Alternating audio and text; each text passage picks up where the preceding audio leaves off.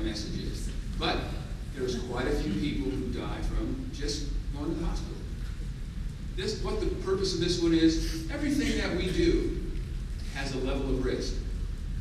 Everything that we do. None of us think twice about getting in the car and driving to wherever we go. But there's a risk of getting in an accident. With my two kids, I tell them, I'm not worried so much about your driving, I'm worried about the other person that might hit you.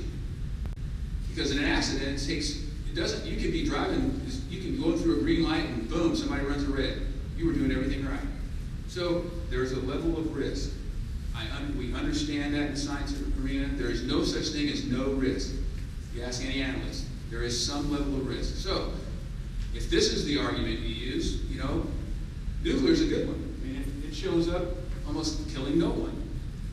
There are things that we have to consider in the scientific side and the political side. So, what do we do? What are the things that we do? I had to pick out some things I think that we need to do and take action on. The first thing is the United States, it must reduce its consumption. That is us, the United States. I think I heard the statistics, it's like about 75% of the resources in the world are consumed by the United States. We only make up 5-6% of the world's population. Something's wrong with that.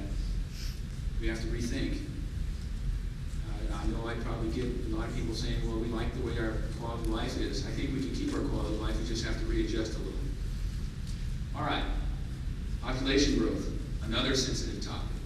But you know what? We're going to have to talk about it openly, honestly, and ethically. It will have to be addressed. And I don't know any way of getting around it if we're talking about anything that comes close to sustainable. Technology. When you look at our third approach, two of those thirds are pretty well known of how we can produce energy from them. Fossil fuels and nuclear. Those are pretty well established.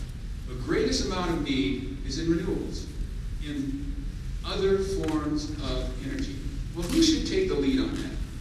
It probably should be the country that has the most resources. And who is that? That's the United States. We need to take a lead and push forward and come up with new concepts in either renewables or other alternative energy sources. That's what we should be doing in the United States. And that's why I say education.